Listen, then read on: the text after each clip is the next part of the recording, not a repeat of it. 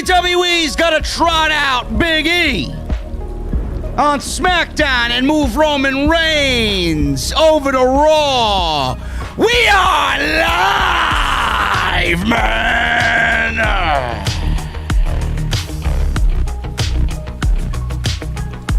You smell that in the air, ladies and gentlemen. It's the scent of desperation. You gotta love it, man. You gotta love it. Big E shows up on SmackDown tonight. Why? I don't know, man. Oh, that's right. More champions on the WWE roster have to lose on weekly television in non-title matches. Great. It's a great job there, Bruce. Ruby Riott and Britt Baker, they tear the house down on Rampage. Miro defends against Fuego del Sol, and we have Sammy Guevara as the new #1 contender for the AEW TNT title. I got all your news and rumors. I got your SmackDown and AEW post-show. Strap yourselves in, sit yourselves down at the bar, and grab a cold beverage. This is the hottest place in the IWC. This is Off the Script.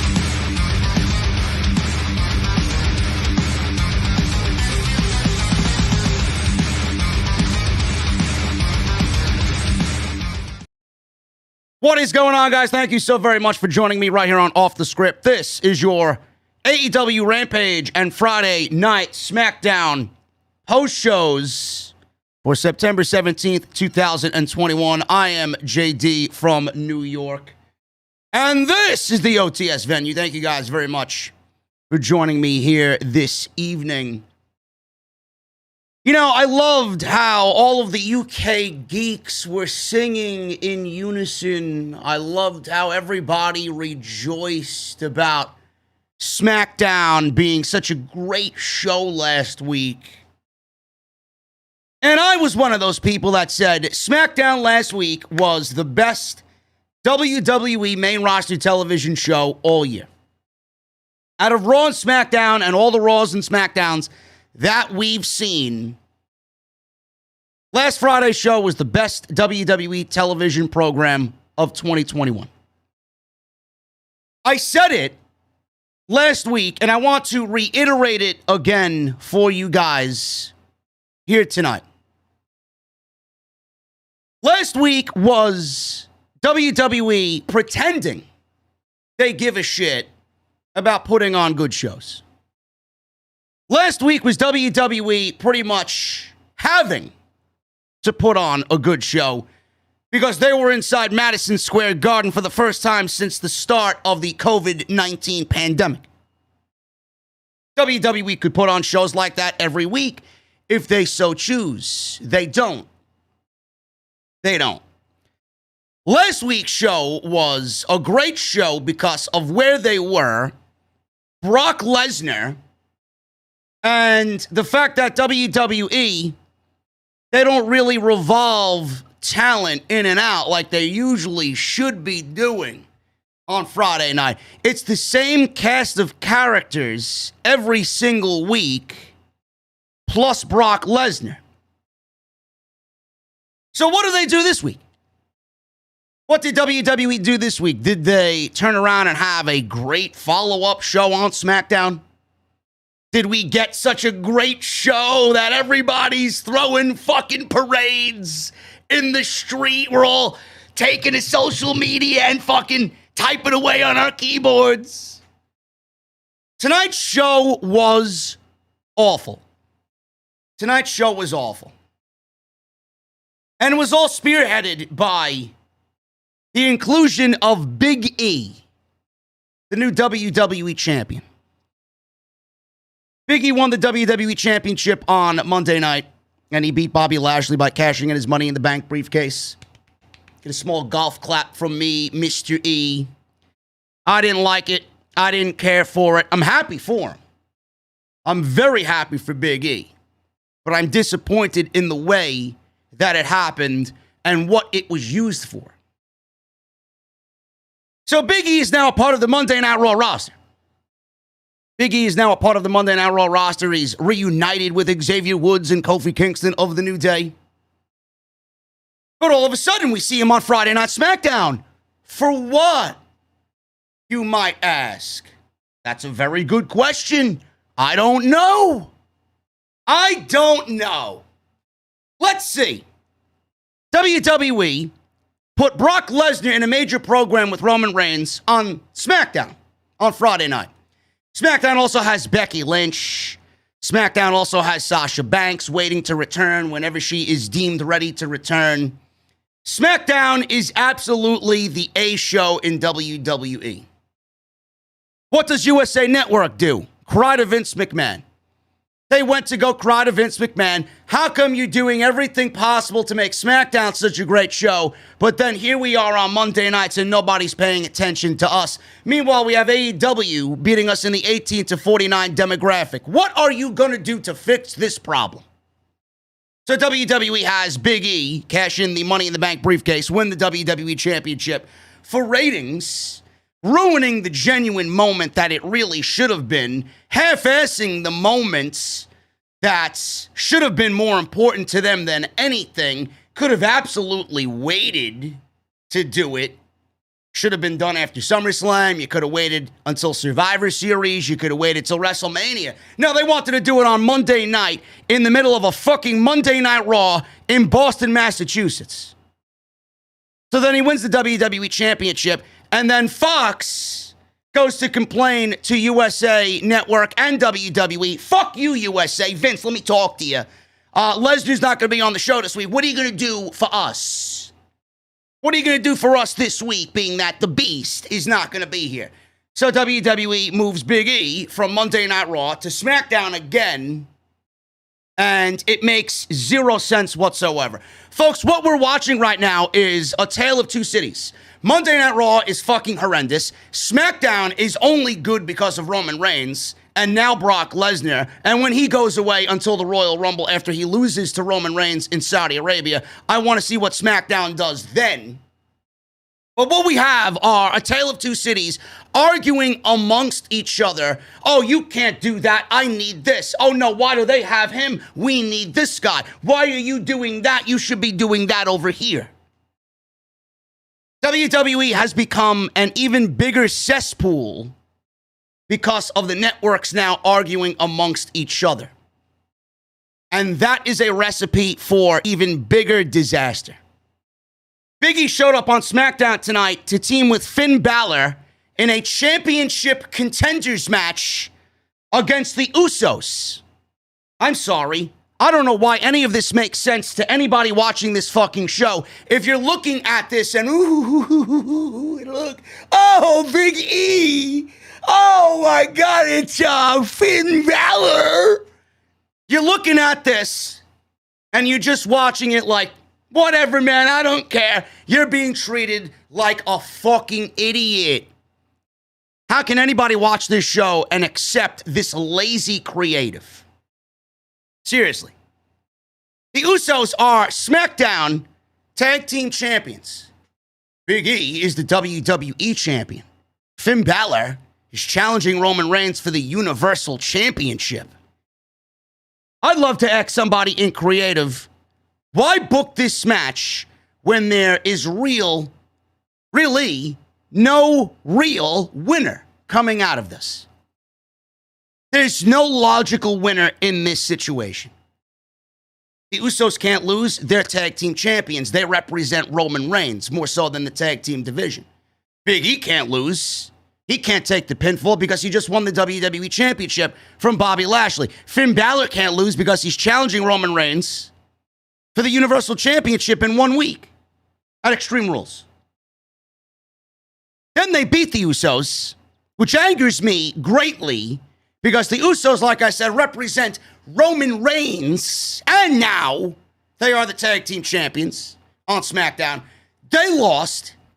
Now, I'm supposed to believe Big E and Finn Balor are now getting an opportunity at the SmackDown Tag Team Championships. Meanwhile, they're not a real tag team. Big E shouldn't be on this show. After Monday night, Big E is Monday Night Raw. Big E has absolutely nothing to do with Finn Balor, the Usos, or Roman Reigns. Nothing. So they moved Big E over to SmackDown and put him in a situation that did not need him and made it even more illogical. Then WWE, they announced this little gem tonight. Roman Reigns and the Usos will battle Big E and the New Day on Monday Night Raw. Man, oh man, I'd love to know why that one's happening. Can someone please tell me why that one's happening? Yeah, because WWE woke up one day and they want to now start booking Monday Night Raw right with big matches, right? AEW beating them in the demographic of 18 to 49 for a second straight week has nothing to do with it, right? Big E winning the championship on Monday has nothing to do with AEW, right? Roman Reigns is showing up on Monday Night Raw. And if you thought the desperation was bad yet, folks, we may have the cherry on top of the desperation sundae. Roman Reigns is on Monday Night Raw on Monday, and I would be open to it because this is a great match. I'm looking forward to seeing what these six guys do in the ring. Do I think it's the right thing to do now? No, I don't. Roman Reigns is feuding with Brock Lesnar. Roman Reigns is feuding with Finn Balor. Why are we putting Roman Reigns in feuds with Big E and the New Day when he's got a big fucking problem in Brock Lesnar? And then he's got the Demon. Why can't we do this after Saudi Arabia? Why do we need to do the desperation move now? You do know that Roman moving over to Monday Night Raw is as desperate as it comes. If that's the case, why don't we just make both USA Network and Fox Sports happy at the same time? Why don't we merge the rosters so both television networks can play in the little sandbox and we don't have to borrow one guy, put him on one show, borrow this guy, put him on this show, and make things seem illogical and now absolutely desperate at the same time? I would be a little bit more open to it. I would be a little bit more understanding of it. But when it doesn't make any sense, and when the desperation levels start running high, that's when I have a problem. It's almost as if WWE doesn't even try to hide it anymore. They did it with Big E on Monday, and now they're doing it with Roman on Monday this coming week. When things go bad, let's call the tribal chief. What happens on SmackDown? When SmackDown says, I don't really appreciate Roman going to Monday Night Raw. Why would you do that? He's our guy. What's going to happen then? The desperation levels are at an all-time high, and they don't even try to hide it whatsoever. And I don't know what WWE expects Roman to do on Monday Night Football with Green Bay playing in the Monday night game. Who is it? Green Bay and Detroit in the Monday night game, if I'm not mistaken? And does WWE really think that they're going to win the 18-49 demographic against AEW with that show happening in New York City with that card?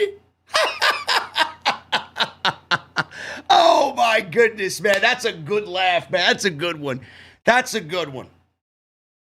It's ridiculous, man. I'd be a little bit more open to it if WWE actually did things genuinely. And they did it for the betterment of the show. They don't. Everything is just a cheap ratings grab. Everything is for the ratings. They got themselves into this own fucking mess. They got themselves into their own fucking problems. All you need to do is book consistently. All you need to do is make sense week to week to week to week. When you give us 50 fucking shitty shows every week and then want to book one good show, that one good show is not going to be, oh my God, things are turning around. Oh my God, WWE's turning a corner. Let's go pop the fucking champagne. That's the mentality of people in the community. Everybody is a fucking idiot. Then you got people from Wrestle Geeks, and you got people in the community on the UK side of things. They don't open the lines of discussion for anything. They don't. They want to brag about ratings on Monday Night Raw. Oh, they're up. How could you compare Monday Night Raw to the demos against AEW when Raw's going up against Monday Night Football? I'm sorry, am I supposed to use that as a fucking excuse? Huh? Monday Night Football has been around since 1970. I think that excuse is a little too fucking old for people to use. The better question is, why did WWE let AEW beat them in the 18-49 demographic? Because they're fucking lazy. That's why. They're fucking lazy and they don't care. More and more people are opening their fucking eyes to see what they do and the actions that they take. That's why people aren't watching. The show sucks. Every week, Roman or not, Big E winning championships or not, fuck your moment. The way you make moments is building them around genuine fucking emotion. What they did on Monday was all for the ratings. That failed. I can't wait for them to take it out on Big E. Whose fault is that? All these people don't open up the lines to communications. Then they want to know why they're called shills. Why don't you look over the year-to-year ratings for Monday Night Raw? Why don't you pull up the ratings from 5, 6, 7, 8 years ago on this very week? 7 years ago. Why don't you tell me what the Monday Night Raw ratings were? Tell me what they were. Why are they so low now? Don't you think that if WWE was booking better shows that they would be right there as the same looking ratings from 7, 8 years ago? I think so. I think so. Now, but let's trot out Roman Reigns on Monday Night Raw and give us a 6-man tag. Fucking ridiculous, man. I love making people look fucking stupid. That was your SmackDown tonight. That was the only thing I was thinking about watching SmackDown tonight. On AEW side of things, we got a tremendous face-to-face with Dr. Britt Baker, DMD, and Ruby Soho. I know there were some people that were rolling their eyes about it because they took too many cheap shots at each other and they buried the other company, WWE. But it was a damn good back and forth between two incredibly talented women that are going to kill it on Wednesday night, and I'm very much looking forward to that match on Wednesday night at Grand Slam. Miro defended the TNT Championship against Fuego del Sol, beat him pretty easily tonight, and retained the championship, but it's all about Sammy Guevara. It's all about Sammy Guevara. This is exactly the recipe that Tony Khan has been cooking up in the kitchen. This is going to be tremendous. You're about to watch the next megastar in AEW finally take off? We're going to talk about that.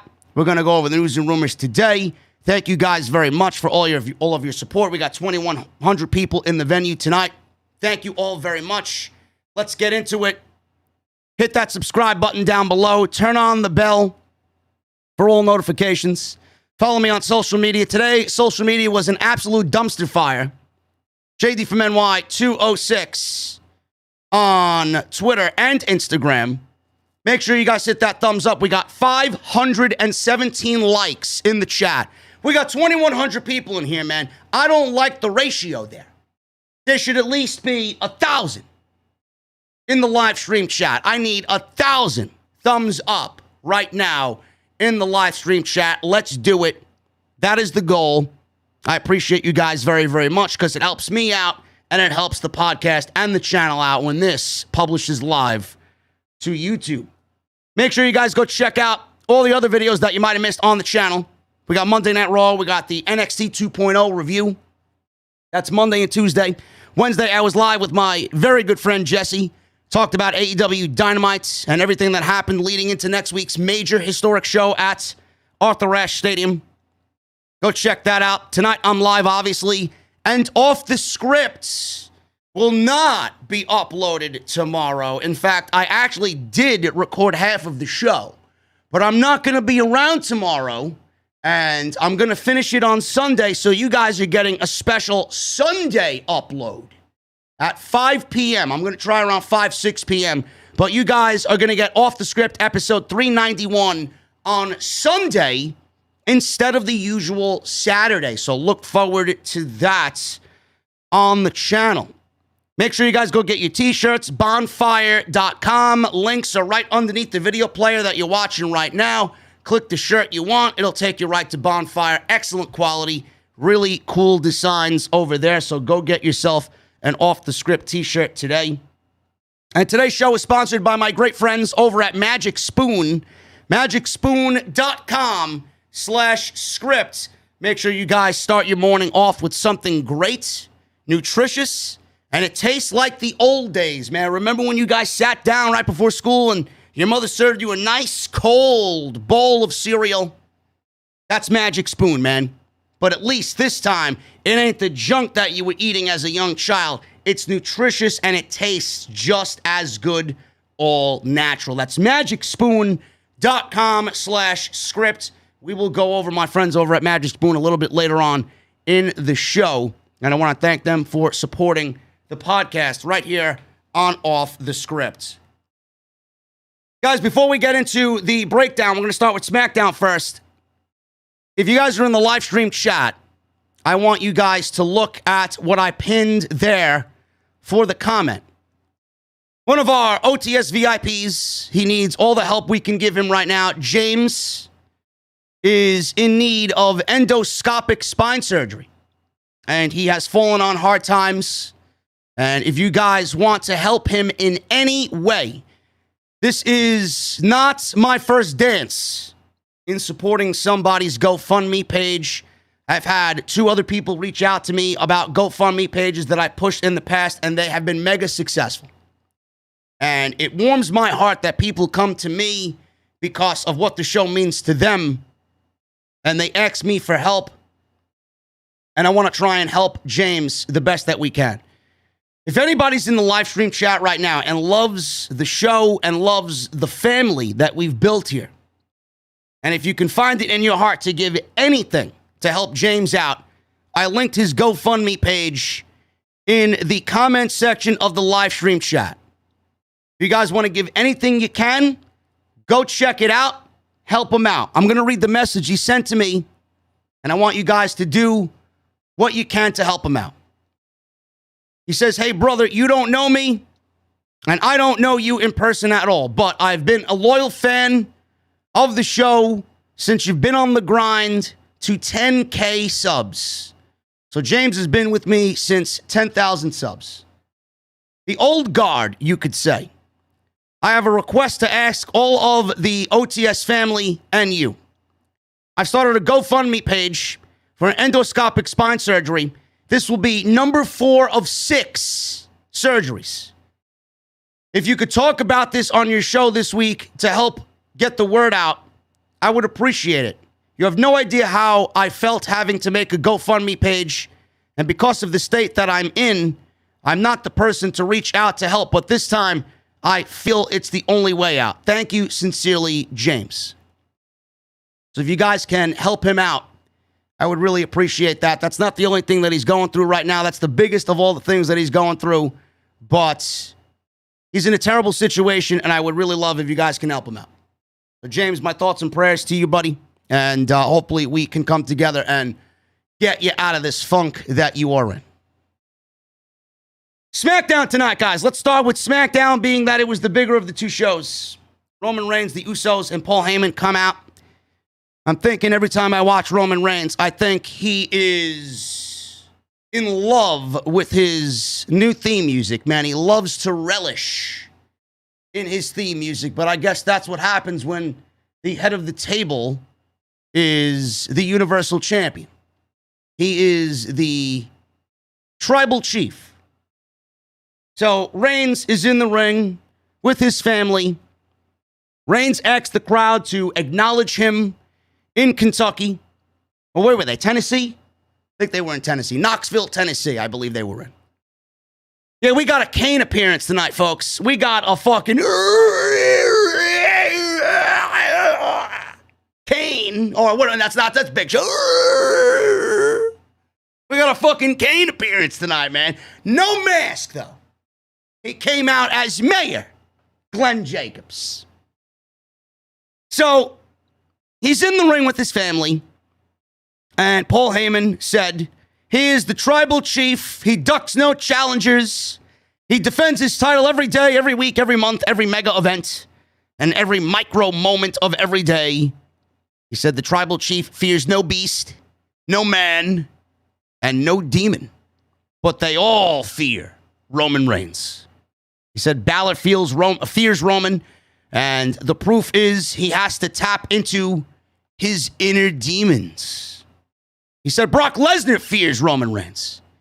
He says he's known Lesnar immediately for 25 years, and he knows him more on a professional basis than his own family. And he says he's never seen fear in the eyes of Lesnar in a wrestling ring. He's never seen the fear in Lesnar's eyes when he's been in the Broctagon or on the operating table. He said last week at MSG, he saw fear in his eyes for the first time. Out comes Big E. Big E comes out with the WWE title. And Big E won the WWE title on Monday Night Raw from Bobby Lashley. Fans chanted, "You deserve it." He does. It could have been done a hell of a lot better, but yes, he does deserve it. So Big E and Reigns have a stare down. They exchange some words. Out comes Finn Balor. Balor walked out, and we got Reigns versus Balor, the Demon Balor, at Extreme Rules. They talked about that. We go to commercial break. Nothing was really said from Big E or Finn Balor. And we go to commercial break, and we get the very formulaic tag team match of the Usos versus Finn Balor and Big E. And this is labeled as a championship contenders match. Now, I don't know what they're doing with Big E as WWE champion. There are hesitations on my part with Big E being the WWE champion and not Bobby Lashley. I think Bobby Lashley versus Roman Reigns would have been the better choice because it would have been the foundation for Bobby Lashley and Brock Lesnar to be built at a later date. I don't know why Big E needs to factor into this now. He should have been the one waiting for the right opportunity against either Lashley or Lesnar. So I hope Big E doesn't get the WWE title in part of this agenda in order to give Reigns a win at Survivor Series over the WWE champion, just so that they could avoid beating Bobby Lashley. I don't want to see that. What good would that do? You're already starting Big E off on the wrong foot. This is what I don't get.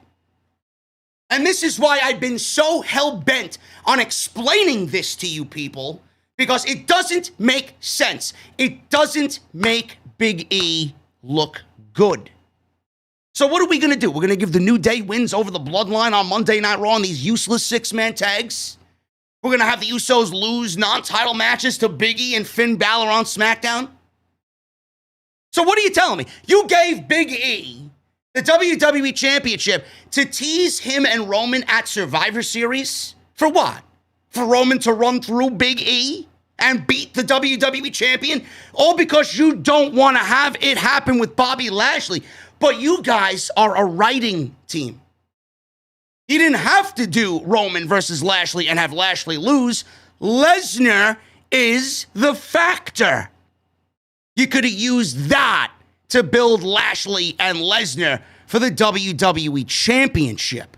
There's no reason why Bobby Lashley should have dropped the WWE title. In some circles, this one especially, that man was just getting started. There was a hell of a lot for that man still to do with that WWE Championship. How would it look? And I said this on Monday, and I got fucking racist comments just thrown my way from people who just are oblivious with the lowest of low IQs. How would it have looked if Big E waited and pinned Bobby Lashley after he beat Brock Lesnar for the WWE Championship? Cashed in at WrestleMania, making him the only other guy besides Seth Rollins to do such an act. No, but it's good that he won it on Monday night in Boston, Massachusetts, right? This is why I have a platform and you don't. Because you don't know shit. It sucked. It sucked the life out of Big E, and now they're setting him up to lose to Roman Reigns. Because let me tell you something, guys. Roman is not losing to Big E. I don't give a fuck if the championship is not on the line. Roman Reigns is not suffering a loss before he stands in that ring against Dwayne Johnson. I want you to know right there. So put it to bed. It ain't happening. It shouldn't happen. And if it does happen, it's a fucking crime against wrestling creative. So stop thinking and stop talking about it now. But that's what they're doing. That's what they're doing. I'm sorry. Sorry to break your little hearts about Big E. JT's a racist. He never wanted Big E to be WWE champion. Yes, I did. The right way. Yes, I did. Doing the thing that Seth Rollins did. Yes, I did. Having it mean just as much as Kofi winning the championship. But here we are. Now you got your WWE champion. And you know what, folks? It means fucking jack shit. I hope you enjoy it. We got this tag team match. I don't know why anybody would look at this and say, oh man, this makes sense. This makes sense. This is what I exactly can't stand about WWE creative, man. Champions losing in non-title situations on WWE main roster television. It's a good match. I don't think the Usos should have lost. So this match was official during the commercial break, like I said, typical WWE maneuver. So we got Balor and Big E. They took an early advantage. Jimmy fought back. Jay was in control briefly. Big E hit a big splash on the apron for a near fall. Usos backed Big E into their corner and cut his corner off from Balor. Usos then gave Big E a double suplex for a near fall. And crowd was clearly behind Big E in Knoxville, Tennessee. They were behind Big E in Knoxville, Tennessee. And the Usos, Big E, he was fighting back, and the Usos were regaining control of the match. Jimmy missed a splash in the corner. Balor got a hot tag. Balor did his typical offense until Jay interfered and dragged Balor to the floor. Jimmy followed up with a suicide dive. Jimmy was firmly in control, and Balor fought back himself with a boot to the face. Balor went for the tag. Jimmy cut him off. Fans were breaking into a New Day Rocks chant. Big E got the hot tag, went wild on the Usos. Gave Jay a belly-to-belly suplex. Jay fought back. Samoan drop. Big E recovered, gave Jimmy a big splash. Jay went for a crossbody. Big E avoided. And Jay hit a super kick that almost took Big E's head off. Near fall. Balor jumped back in the ring, hit a shotgun drop kick on Jimmy, and a sling blade on Jay. Balor then hit the coup de grace on Jimmy as Big E hit the big ending at the same time. And that was enough to pin Jey Uso for the win. So does this make Big E and Finn Balor the number one contenders for the tag team championships against the Usos? I hope not. I really hope not, but that's WWE's thing now. That's the main item in the candy shop these days. Championship contenders matches. Every time a champion needs to wrestle on television in a non-title match, it's labeled as a championship contenders match. Why put the champions in that position to begin with? Oh, that's right. You got no fucking roster. You got no tag team division. This show is in fucking shambles. And I will continue to tell you every single week. If you don't think it could be better, I don't know what the fuck you're watching, man. I really don't. I really, really, really don't. So we got Balor and Big E winning. And we go to Roman Reigns in the back. Roman Reigns is in the back with Paul Heyman. Do you have something to tell me? Says Roman Reigns to Paul Heyman. Heyman said no. Reigns asked, are you sure that there is nothing that I need to know? Heyman said no. Reigns told Heyman to pretend he knows something, and he's going to tell him again. Do you have anything to tell me? Heyman then, in a nervous tone, said, listen, I know what you're getting at, and I say this with all the respect in my heart and in my soul.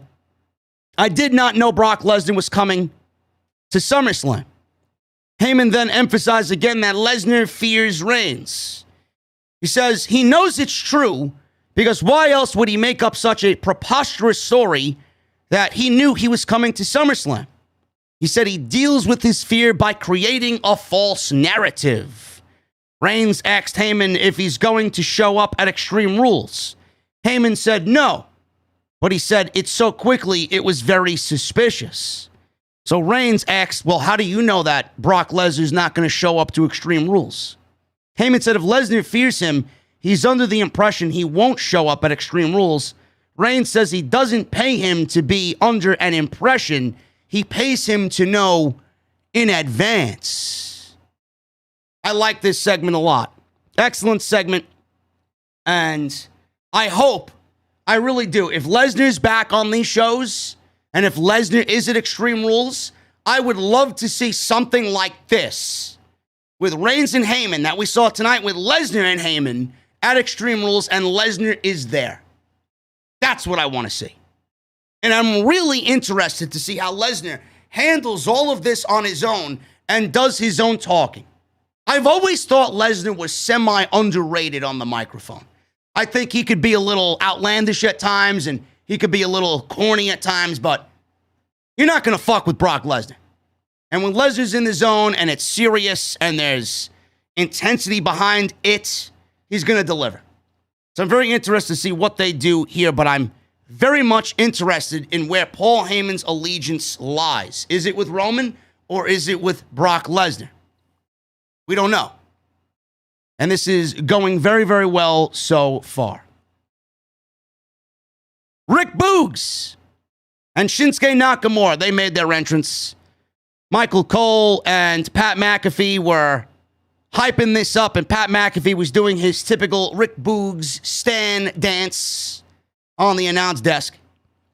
So this one was very quick. Robert Roode and Dolph Ziggler have fallen off a cliff. They were really never even attempting to climb the cliff, but man, Robert Roode, how he has fallen so much, man. I remember the days of Robert Roode, Bobby Roode, just doing some incredible work under Triple H on NXT. And it was just absolutely fucking demolished when he got to the main roster. This is the absolute worst I've seen of Robert Roode. And I know he's a little older. He's in his 40s. He looks fantastic, but This tag team is absolutely useless to everybody, man. They are a jobber tag team. Nobody takes them seriously. Nobody. They generate no interest at all. Rick Boogs wins in 2 minutes. He wins clean with a running bulldog and a semi-looking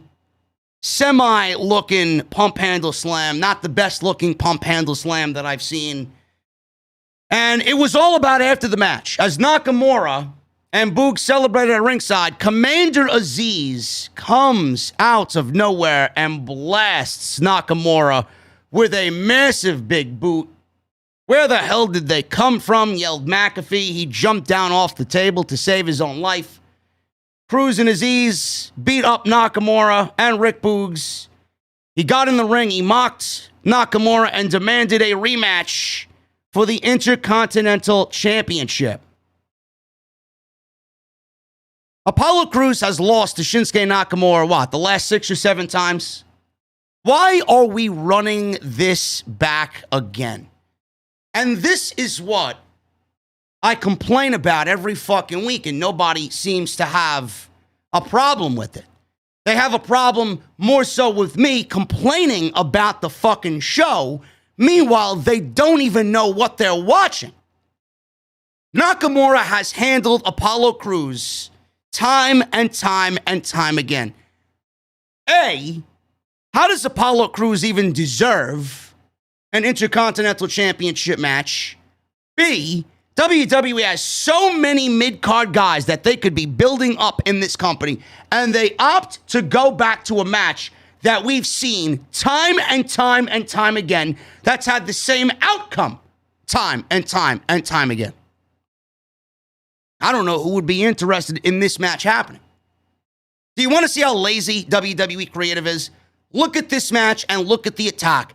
This is absolutely nothing more than them struggling and scrambling to fill out this obviously terrible card for Extreme Rules with a match that nobody gives a shit about by way of the most formulaic heel on babyface attack to justify the fact that this is happening at Extreme Rules so that they could add some shitty stipulation to it and call it an IC title match at Extreme Rules. I don't understand how anybody could genuinely be excited about this. I want a better show. That's why I complain. I don't want the same shit every week. That's why I complain. I want writing creatively that shows me that they're putting in effort. I do not see it, thus I complain. I don't know how I could come up with these situations and these circumstances and complaints, and meanwhile, half of the fucking community turns the other cheek. Does that make me a bad guy because I want a better show? Are you happy with the current situation WWE is in right now? Do you ever wonder why I'm so prideful and boast about AEW on a week-to-week basis? If WWE was doing the same thing, I'd be just as happy on Friday night as I am on Wednesday. Shit is garbage. Nobody gives a shit, and Apollo Crews doesn't deserve the Intercontinental Championship. What did they do with his one and only run? Nothing. So what do I want to see him go for it again? Let's get some competition for Nakamura if he's the guy that holds the belt. We got Sarah Schreiber interviewing Kevin Owens. Kevin Owens says he's not happy. I can see why. He's on SmackDown. He's probably going to end up being moved to Monday Night Raw. I guarantee you. Kevin Owens is being moved to Monday Night Raw. Kevin Owens has flopped brands every single year the WWE's had a draft. Guarantee he goes to Monday Night Raw. So he's not happy. He's mad. Oh, I know. I know you are. You got 3.5 months left on that WWE deal. He said tonight he'll use his anger as fuel to beat Happy Corbin, which will then turn my frown upside down. You hear that, Bruce? I'd love for you to at least attempt to turn my frown upside down. He tried to come up with rhymes with smile, but then he got frustrated and could not. He said after the match, he will be Happy Kevin. Not one of Kevin Owens' best promos. So as he made his way to the ring to wrestle Happy Corbin, Corbin attacked him from behind. He was still in his street clothes, which I'm assuming are his in-ring gear clothes. He slammed KO back first over the edge of the apron, threw him into the barricade, smiled, and then put his hat back on and left the scene of the crime.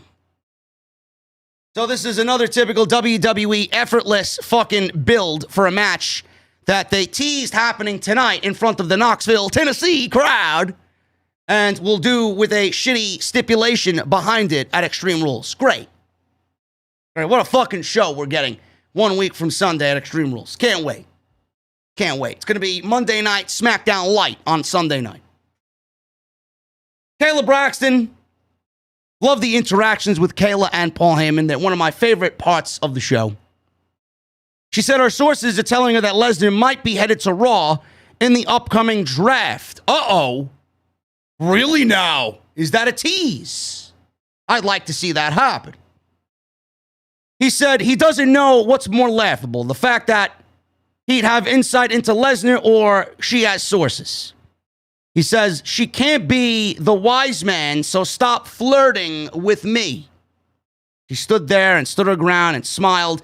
Maybe everybody on social media would like to cancel Paul Heyman now because he threw the word flirt around a pretty girl in Kayla Braxton. She stood there, stood her ground, smiled as he was yelling for her to leave him alone.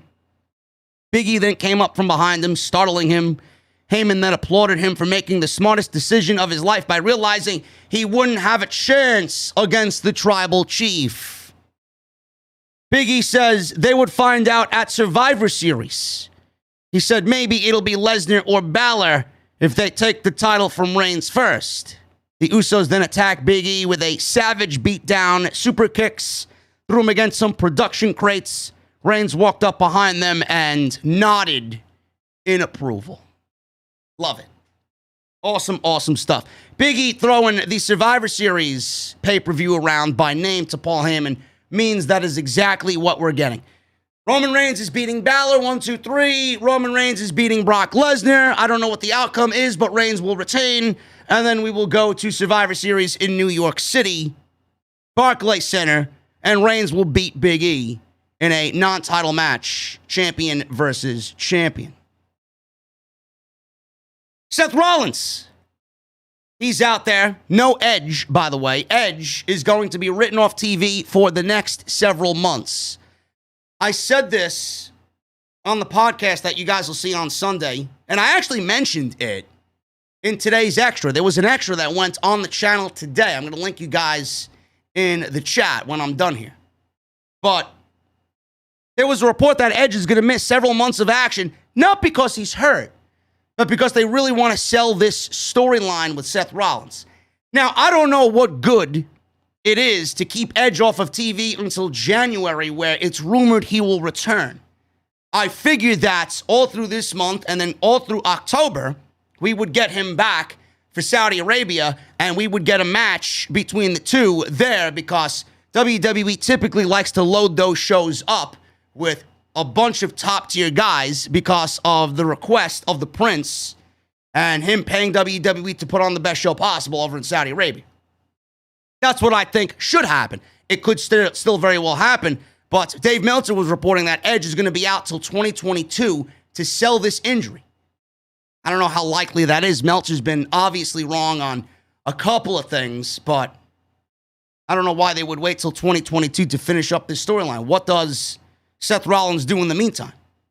Clearly, Roman's schedule is taken up for the next several months. What exactly is he going to do? Does he feud with Nakamura over the Intercontinental Championship? Does he get moved to Monday Night Raw in the draft?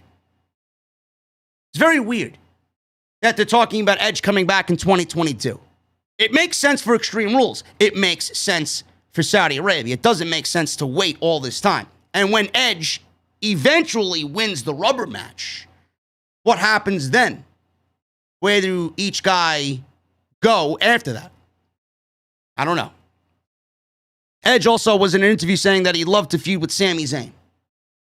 Maybe we get Edge versus Sami Zayn at WrestleMania. I would not mind that at all. You wouldn't hear a peep out of me, man. the way Sami Zayn plays his role and how great of a promo he is and how great of a promo Edge is, that could be stop what you're doing television and watch both of these guys. I think that would be fantastic. So that's the situation there. So Seth cut a great promo here. I really enjoyed this. I'm actually liking him more and more every week. I really am. So he looked up at the big screen while Big E was attacked, and he said, oh, that's a shame. Someone should have helped Big E. Talked about what it was like to beat Edge last week. He said he heard a noise in Edge's neck when he stomped him. He said words can't do it justice. And we saw a video package of the highlights of the match, which I said were better than their SummerSlam match. I thought Edge and Rollins last week on SmackDown inside Madison Square Garden was a better match than their SummerSlam match. He gloated about what he did.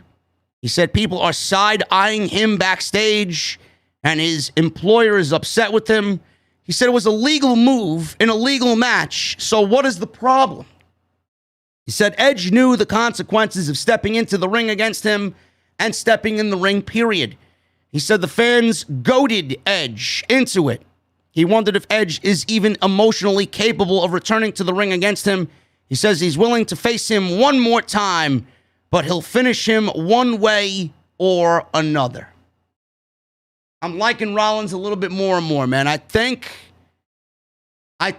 after all that we've seen from Rollins, the ups and the downs, I finally think he's starting to hit his stride with this gimmick of his. I don't know exactly what it is. I don't. It's almost as if he is kind of dipping in and out of consciousness. He's got this Jekyll and Hyde mentality going on. I'm liking it. So we'll see what happens with these two guys, but I think Saudi is the best move. Edge could take the rest of the year off, come back at the Royal Rumble, set up his WrestleMania match. I don't think waiting all these months for a third and final match between these two is really necessary. At that point, is anybody going to care as much as they do now? It's hot now. Try and get it in while you can this year. Carmella and Liv Morgan versus Toni Storm, or Carmella and Zelina Vega. I'm sorry, it's Carmella and Zelina Vega versus Toni Storm and Liv Morgan. You know, I've been asking for WWE management to feature Toni Storm, Shotzi Blackheart, Tegan Nox. They got some damn good, talented women on that show that they are not utilizing at all. If I told you exactly what happened in this match, you probably would believe me, but some of you out there may not believe what I'm about to tell you. Toni Storm was on SmackDown tonight for the second time in about 2.5 months, which was absolutely a great thing to see.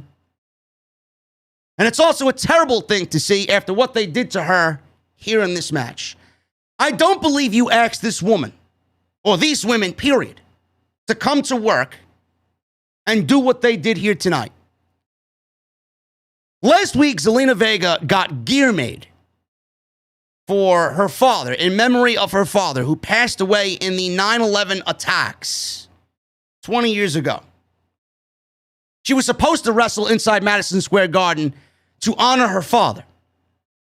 I haven't been the biggest Zelina Vega fan, and the way she's handled things going back to WWE, it's very difficult for me to care about Zelina Vega and all of her complaints about how she's being treated on the main roster. She knew exactly what she was going to get herself into. But the fact that WWE had her do PR, and they had her promote the brand and promote the show, being in New York City, being a New Yorker herself, only for them to turn around and say, we're going to cut your match. There's not enough time on this week's show. We'll do it next week in Kentucky. That's a slap in the fucking face. That's a slap in the fucking face. I don't care how against that woman I am and the decisions that she's made and how foolish she's made herself look. It's all been out of the goodness of my heart. I care. If I did not care, I'd skip over the fucking segment and say, fuck Zelina Vega. I won't be talking about her.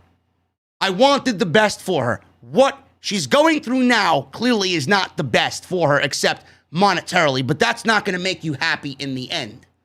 You're always going to look back at it and say, yeah, I made my money, but in that time, I was hurt emotionally. My heart was hurt. I legitimately felt bad for that woman because she was supposed to be wrestling in Madison Square Garden to memorialize her father, to honor her father, who passed away during the most vicious attack on American soil. And WWE cut that match. Only for them to turn around and do this match here tonight and have it go 1 minute. This match went 1 fucking minute. I'd love to know what that woman is thinking right now. I'd love to know what that woman is thinking behind closed doors. That has to be an awful fucking feeling. She basically got shafted last week to get shafted again this week, but this week she was actually featured on the show. 1 minute. WWE is absolutely wasting Toni Storm in every sense of the fucking word. Wasting Toni Storm. That should be a fucking crime in itself. How you have somebody that legitimately could be the absolute fucking face of this entire women's division, and she's not even worth a fucking move or a sequence of moves in a match on the main roster. Is she being punished? I don't know. Is she too indie for Bruce? Is she too indie for Vince? Why did you even call her up if you don't plan on using her? Where is Shotzi Blackheart? Where is Tegan Nox? Why don't they get a tag team title opportunity after beating the tag team champions on 3 separate occasions? Why are Rhea Ripley and the fucking loser superhero getting a tag team title opportunity against Tamina and Natalya? Where are these women, and why are they not being utilized to the best of their ability? WWE could easily have the best women's division on the planet if they book it right.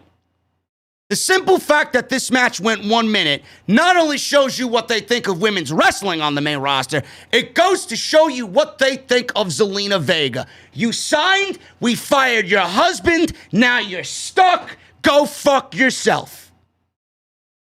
This company, they get away with it. Oh, it's WWE. Oh, it's time constraints. Oh, don't worry about it. We'll do it next week. They lie, they bullshit, they manipulate, and they fuck you. Sucks to be Zelina Vega, huh?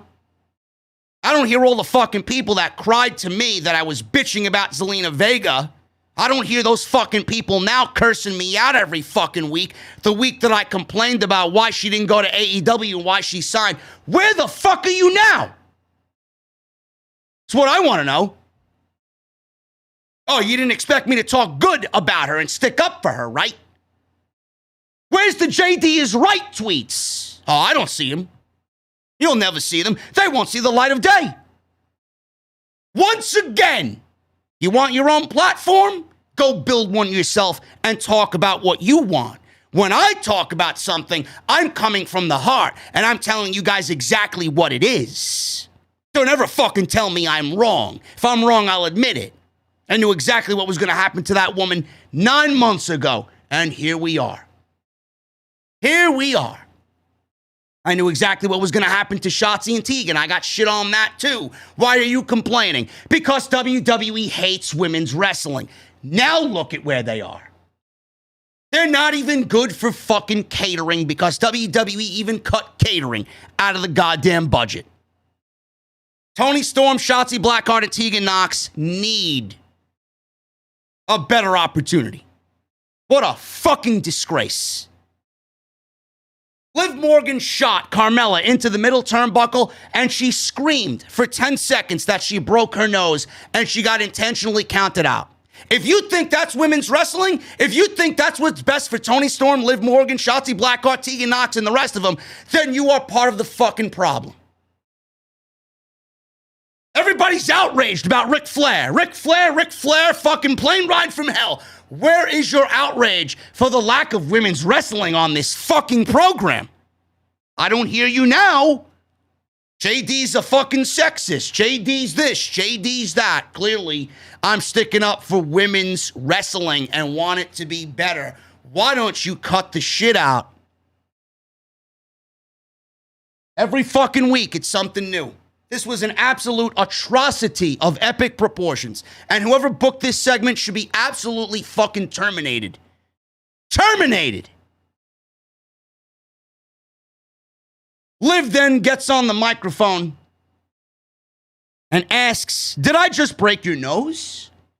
She said, "Don't worry. I'm not sorry at all because I'm tired of you running your mouth and running away. I challenge you to a match at Extreme Rules.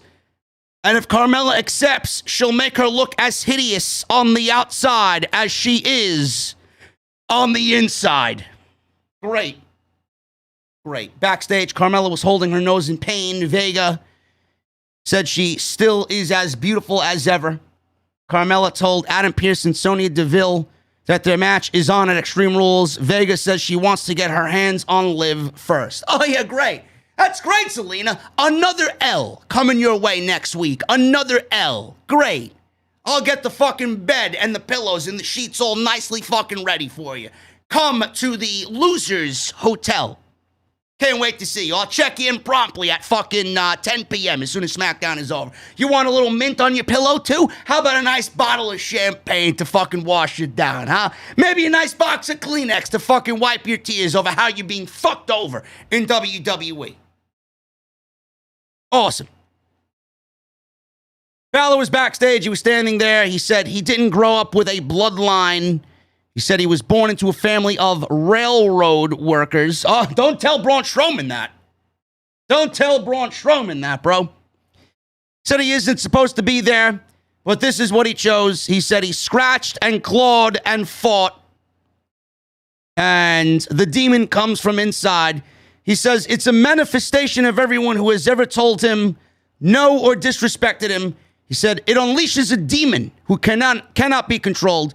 He said he doesn't summon the demon, rather the demon summons him.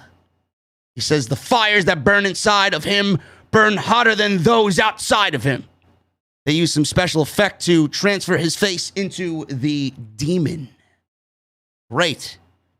Man, I can't wait, bro. I can't wait to see the demon and Roman Reigns at Extreme Rules, and then the demon gets buried for his troubles. Awesome, awesome stuff. I like Balor. I'm a fan of Balor. I don't like the way that they're bringing the demon back at all. I think it's ridiculous, and there's no reason why the demon needs to be at Extreme Rules. It should be Balor the human. I went over this last week. The demon does nothing different than human Balor. He doesn't wrestle different. He doesn't speak differently. He doesn't move differently. There's no extra moves that he does that he adds to his in-ring ability. There's nothing there. Why are we doing this Roman and demon match and burying the demon as if it doesn't matter? It makes Finn look like a loser. Should have just been human Balor. So WWE announced Balor and Reigns officially tonight with the graphic. Then yesterday they added to Crown Jewel in Saudi Arabia, Lesnar versus Reigns for the Universal Championship. Now, I don't know if you guys have a problem with that, but I know I do. This Demon Balor and Reigns match is legitimately next weekend. You couldn't wait to add the Lesnar and Reigns match to Saudi Arabia's Crown Jewel show? Why do we have to have that announcement when we're not even through the first match that Roman Reigns has to get through to get to Lesnar? Don't you think, on top of everything I just said about the demon, don't you think that the announcement of the Crown Jewel main event makes Finn Balor look even more stupid? Makes him look like an even bigger geek? I don't get why that was done, and in the order it was done in. This is what WWE fails to understand. They are fucking stupid. The decisions that they make are truly astounding. They are ridiculous. Their patience is fucking so low. Why did we do that?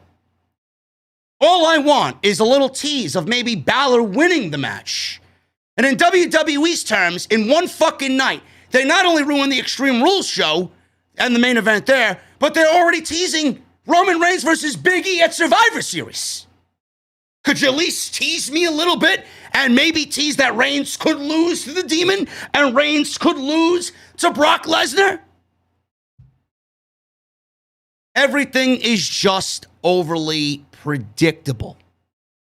Then they want to throw a wrench into their gears. Maybe they have Roman Reigns lose one of these matches. Oh, look, this was the plan all along. Ha, ha, ha, ha. No. Yeah. Roman Reigns is not losing the Universal Championship. Roman Reigns is not losing, period. If that man suffers a pinfall loss in any way, finished. The care that I have for Roman Reigns is dead. You better be careful on what you do with Roman Reigns. This is the greatest streak that you've had accumulate since The Undertaker's WrestleMania streak. The power that Roman Reigns possesses right now is nearing epic levels. You do not wipe that away or waste that away for anybody on this roster right now, including Lesnar. Nobody. Get with the program. Dominic Mysterio. He made his entrance. Rey Mysterio then came out and joined the announcers on commentary. He went one-on-one with Sami Zayn. Man, oh man, is this a first-time match? Man, I could have swore this was a first-time match, man. When was the last time these guys fought? Last week? When was the last time these guys fought before that? Last week? The week before that? The week before that? What is this? 4 times in a given month these two have been in the ring. It's been the same fucking outcome every goddamn time, and we've gotten nowhere. The storyline hasn't advanced. We haven't seen a promo from Dominic, a promo from Rey. What's happening?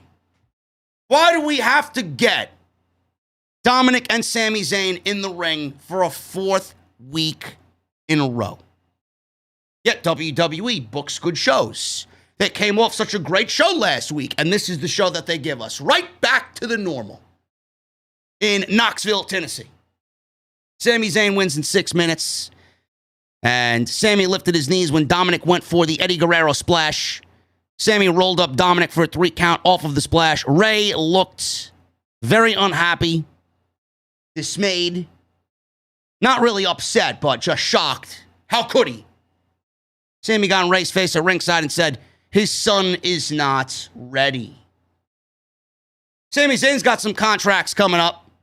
He's got his WWE contract coming up, and it's expiring later than it was originally reported. Now, Meltzer is reporting that Zayn's contract may have been extended by at least 10 months or so because he was out with double shoulder surgeries. WWE maybe extended it because of him being out. And they've done this with Rey Mysterio. They've done this with Daniel Bryan. They've done this with Jeff Hardy. Jeff Hardy also had this done to him when he was taking care of his legal issues and his alcohol problems, and he was going to rehab. WWE froze his contract for a year, and when he was back and deemed ready to return to the ring, his contract was looking like it had an added year on top of it for all the time that he missed. Sami Zayn could probably be experiencing the same thing. Now, I'm not really sure, but it's in WWE's nature to do these types of things. Meltzer says they may have extended it as much as 9.5 months, so it could be March or April, depending on the length of time it was frozen before he was a free agent. Now, Zayn's close friend Kevin Owens, he's got his contract up in January, and I think anybody who is a pro wrestling promoter, if these 2 guys are free agents, you're probably going to do everything and anything to get them on your show. I don't know if Sami Zayn leaves WWE. I don't know if Kevin Owens leaves WWE. I could see Kevin Owens leaving more so than I can see Sami. I think Sami may end up staying, and Kevin Owens may go to AEW. But I think if Sami Zayn is looking at Kevin Owens' situation and sees Kevin Owens leave, I think that's all the more reason Sami Zayn's going to leave. So it's definitely going to hinder on what Kevin Owens does. I honestly believe that. If Kevin Owens leaves, Sammy's gone. If Kevin Owens stays, Sammy stays. We'll see what happens. We got the mayor of Knoxville, Tennessee, Kane, making a surprise coming out in his mayoral attire. So Kane was there, and Bianca's family was there to watch her and her homecoming. Her family was going bonkers front row, wearing WrestleMania t-shirts that said EST on them. She talked about Knoxville being so important to her. She said her dad taught her that if someone starts something with you, you better finish it. She said Becky caught her off guard, but she's been down before and always scratched and clawed her way back to the top. She said she's going to take back her SmackDown title at Extreme Rules. Kane said when she regains the title, they'll have a parade for her in Knoxville, Tennessee.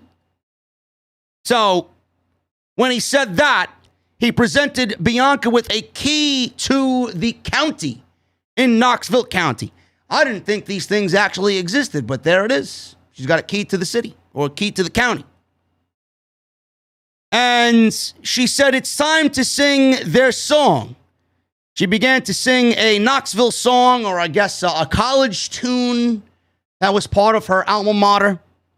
And she said it's time to sing. She began singing the song. Fans joined in. Becky's music then interrupted her singing and the crowd singing. She walked out mocking the song. Becky said she can be Knoxville's champion, but she won't become SmackDown champion again. She said she's never been to a homecoming before. She said Belair has a key, whereas she has this championship on lock. Belair asks why she's even there, even though she doesn't even go here. Becky said tonight is her night, and she offered a handshake. She said she came to show her some respect. She said these little girls and boys look up to her. Belair shook her hand. When Becky tried to walk away, Belair didn't let go. Becky swung at her. Belair ducked and then lifted her onto her shoulders. Becky blocked it, delivered a manhandle slam onto Belair in the middle of the ring. She smiled and left the ring and walked up the ramp. You know, Becky still got cheered when she came out. I don't know how much of this heel is, or this heel turn is making her into a heel, but seems like Becky's having fun with it. It's obnoxious. It's cringe. And WWE just copyrighted, I believe, or trademarked Big Match Bex, or Big Time Bex, or whatever the fuck it is. Big Time Cringe is what it really is. I'm not liking this Becky Lynch shit. It is overly forced. WWE is forcing something that clearly is not working 100%. Becky Lynch is obnoxious. She doesn't have real heel heat. It's more like go-away heel heat. Everybody knows she's ridiculous. Everybody knows she looks ridiculous. Everybody knows she sounds ridiculous. There's no reason why this should even be a thing right now. You could have avoided all of this by Bianca Belair and Becky not doing what they did at SummerSlam. It is very, very manufactured. There's no reason I could sit here and tell you I enjoy it if it's coming off this disingenuous. I don't know what they're doing. I can't see Becky Lynch losing the championship. Becky Lynch hasn't even taken a bump since she's been back. I don't even know if she's medically cleared to be back in the ring. I don't know if she's physically fit to be back in the ring. She hasn't taken a bump yet. I don't know why anybody would think Bianca is winning that championship. How is this making Bianca more over for her chasing Becky Lynch when she was already over? Sasha Banks put her over. What good is Becky Lynch going to do over what Sasha Banks did? Sasha Banks, to me, did a better job. Becky Lynch, at least Sasha was being true to herself. Heel. Now Becky Lynch is trying to be heel when nobody wants to boo her. Sasha Banks was getting boos, though. Because Sasha Banks knows how to play a fucking wrestling heel. Becky does not. It does not come off as a wrestling heel. It comes off as manufactured. But we got a women's championship match at Extreme Rules. We'll see what happens. I could be in the wrong. They could easily put the title back on Bianca. And at that point, I'd say, what was the point of giving it to Becky only to put it back on Bianca? It did nothing. She's not any more over for it. And now she's the women's champion again. Now we can go back to our regularly scheduled program of Sasha Banks. Cue Sasha Banks coming back. And Becky go to Monday Night Raw, where she should have went back to originally. SmackDown was utter trash tonight. SmackDown was complete shit tonight. Let's look at the chat. We got 2,400 in the chat tonight. Thank you guys very much for all of your support tonight on the podcast. I really appreciate all you showing up. Today sponsored by Magic Spoon, man. MagicSpoon.com/scripts. I know you guys enjoy a nice hearty breakfast in the morning, man. I'm the type of guy that doesn't even eat breakfast.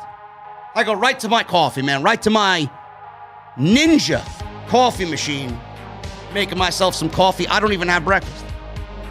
Sometimes I'll go get something outside. But I fell in love with breakfast again, man. And I know you guys, when you were younger, just like me, with all the cereals, all the different flavors and the sugar, it was the best part of the morning, man. Your mom gets you up for school. She's getting you ready for school. Nice bowl of cereal with some nice cold milk. It was delicious, man. I look forward to it every morning. I couldn't eat that stuff anymore, man. As I grew older, I couldn't eat that stuff anymore. All that sugar, all that nasty stuff, the artificial flavoring, the food coloring. Not good, man. Not good at all. That's why Magic Spoon does it for me in the morning. I know growing up, cereal was the best part of being a kid, but I had to give it up. It was junk. I've been trying to cut down on the carbs, the sugar, the unhealthy food. I realized basically I can't eat that stuff anymore, man. I usually try to eat very healthy.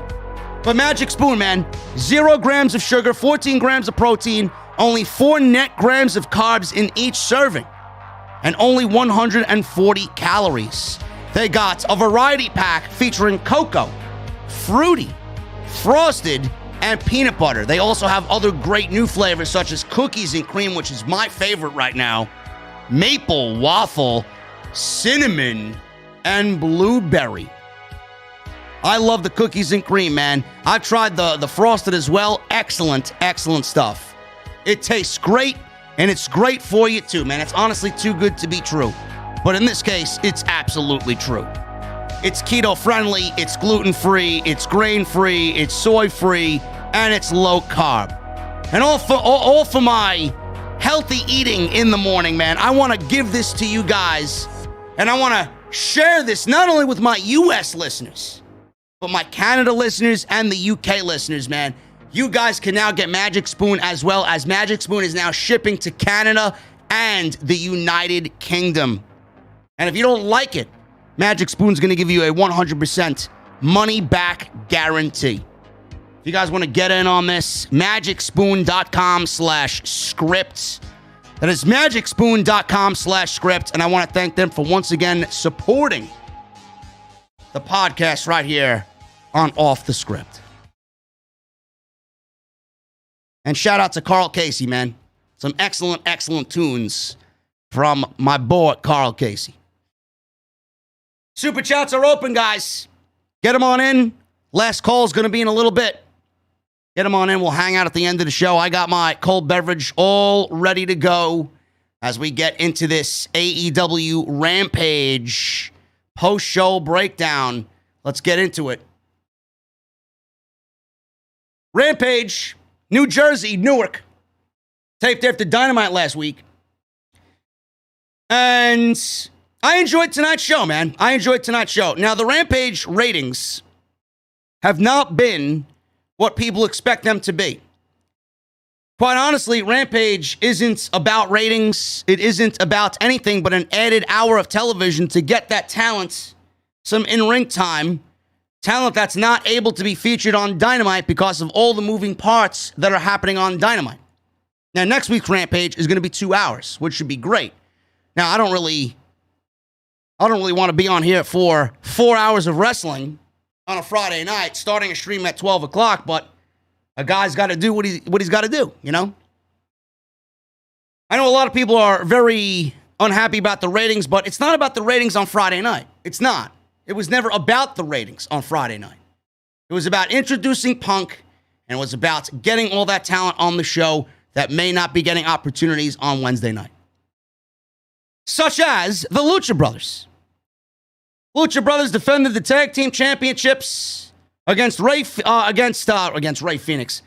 You can tell where my mind is at. Lucha Brothers, Ray Phoenix, and Pentagon defended the tag team championships against the Butcher and the Blade.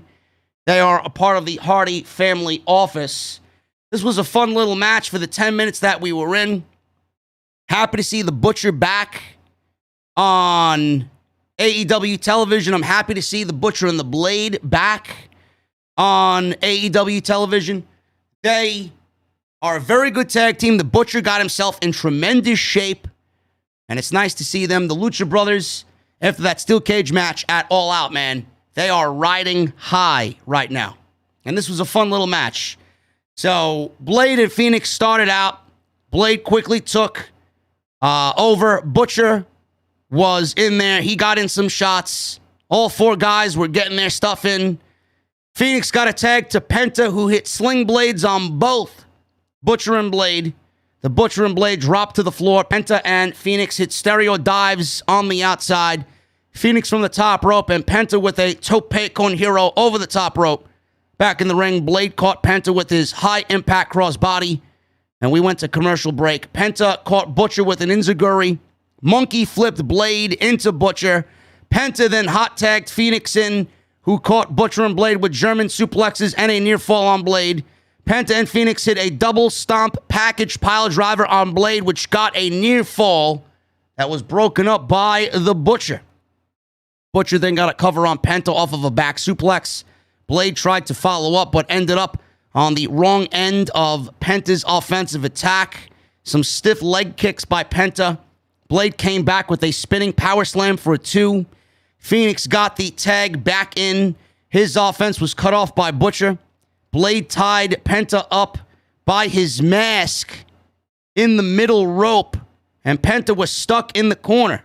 This then allowed Butcher and Blade to double team Phoenix. Butcher and Blade went for their neckbreaker powerbomb finisher, but Penta freed himself by taking off his mask. Penta super kicked Butcher and Blade while covering his face, and Phoenix rolled up Blade with a Rana for the pin. This was an excellent finish, and man, oh man, Penta's got some fucking balls to take his mask off, man. Those masks mean everything to them. It always makes me wonder why they go to that route, but, you know, the Butcher and Blade, it's an easy way to get some heat on a heel tag team, especially with somebody like Ray Phoenix and Penta, who are so over with the crowd. Taking those masks off and disrespecting the masks is always an easy in to get some heel heat. After the match, the members of the Hardy family office ran in to attack the Lucha Brothers without their masks on. Santana and Ortiz ran in to make the save, chasing away the Hardy family office. This is the start of Santana and Ortiz and the slow build. We're going to get them in a match with the Lucha Brothers, and Santana and Ortiz are going to be your next AEW Tag Team Champions. It's going to happen. I don't know what members of the Hardy family office they'll be going after, being that they saved the Lucha Brothers. Maybe we get another private party and Santana Ortiz match on AEW television. I know those two teams both have House of Glory backgrounds. Speaking of which, House of Glory is back November 12th, 2021 in New York City, in Queens at the NYC Arena. Jason Solomon, the Solomonster, my very good friend Jason, and I will be doing play-by-play commentary. And we are back, man. I can't wait to get back to work. I can't even begin to tell you how happy I am to get back to work with House of Glory. We are going to be born again, man. That is the name of the show and the main event. I can't say anything yet, but I'm waiting for my boss, Brian XL, to announce it. Oh my goodness, man. instant sellout when it is announced. That is all I am saying, man. I can't wait to get back to see everybody. I can't wait to get back and be around that energy. When House of Glory does a show, especially in New York City, nobody does it better.